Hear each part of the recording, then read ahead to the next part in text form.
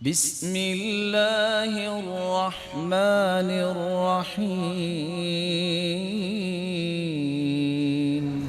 شاید کہ کسی کو یہ بات سمجھ آئے، سعودیہ کے ایک شیخ بیان کر رہے تھے قصہ، جب ایک بیٹی کی شادی مدت مدید تک والدہ نے نہ کی، بیمار ہو گئی، آخری لمحات میں چلی گئی، باپ کو بلا کے کہتی ہے میں ایک وصیت کرنا چاہتی ہوں، تم آمین کہو میں بعد میں کہوں گے۔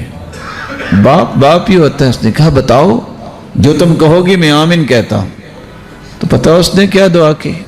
حرمک اللہ من الجنہ کما حرمتنی من الزواج، جس طرح تو نے آج تک مجھے شادی سے محروم رکھا ہے، اللہ تجھے جنت سے محروم کرے۔ اور یہ بھی ظلم کی وہ راہ ہے جس کے نتیجے میں آج ہزاروں نہیں لاکھوں بیٹیاں، اللہ ان کی حفاظت فرمائے، بیٹھی ہوئی۔ بس جی خاندان کوئی ہمارا ملے تو پھر ہی کریں گے نا، کہ باقی انسان نہیں۔ مسلمان ہو کے بھی جاہلیت کی باتیں، اور بچوں اور بچیوں پہ ظلم، 40 سال ہو جائے اور والدین کو بالکل اللہ ذوالجلال کا خوف نہ آئے اور ان کو اپنی خواہشوں کی بھینٹ چڑھا دے۔ کیا یہ معاشرے کے اندر ظلم نہیں ہو رہا؟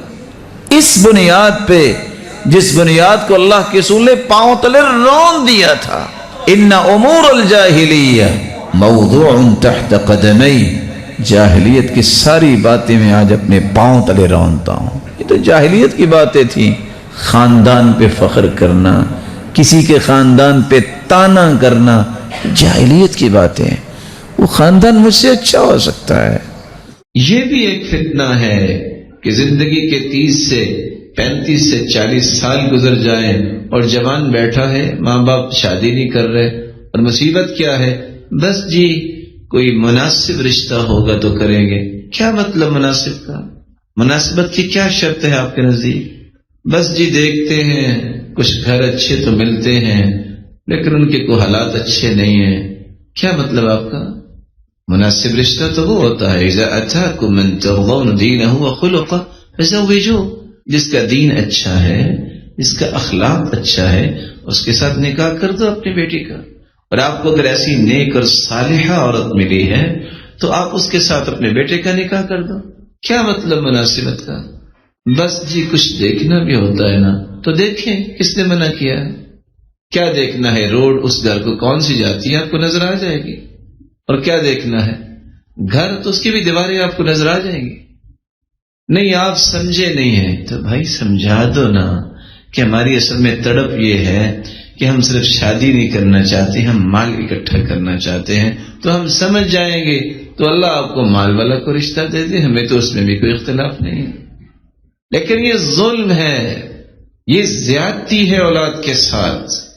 بیٹا ہو یا بیٹی ہو، کتنی نیک بیٹیاں، صالح بیٹیاں، اور کتنے نیک اور صالح بیٹے ماں باپ کی خواہش کی بھیٹ چڑھ جاتی ہیں اور اس وقت کو ویسے ہی کراس کر جاتے ہیں جو شادی کی عمر ہوتی ہے۔ اس لیے حدیث نے پہلی بات کیا کی ہے؟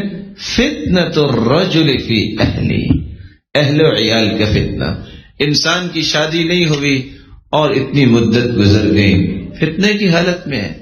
اور علماء تو قرآن کی آیت کے مطابق 2 لفظ بولا کرتے ہیں جو نہ جانے کبھی پسند آتے ہیں کبھی نہیں بھی پسند آتے۔ قرآن کہتے ہیں ہن لباس لکم انتم لباس لہن، مرد لباس ہیں عورتوں کے، عورتیں لباس ہیں مردوں کے۔ تو جس نے 35 سال کی عورت شادی نہیں کروائی اس کے تو اوپر لباس ہی نہیں ہے، تو برہنہ انسان کی کیا عزت ہوتی ہے؟ اور وہ ہر وقت شیطان کے فتنے کے نرغے میں ہے۔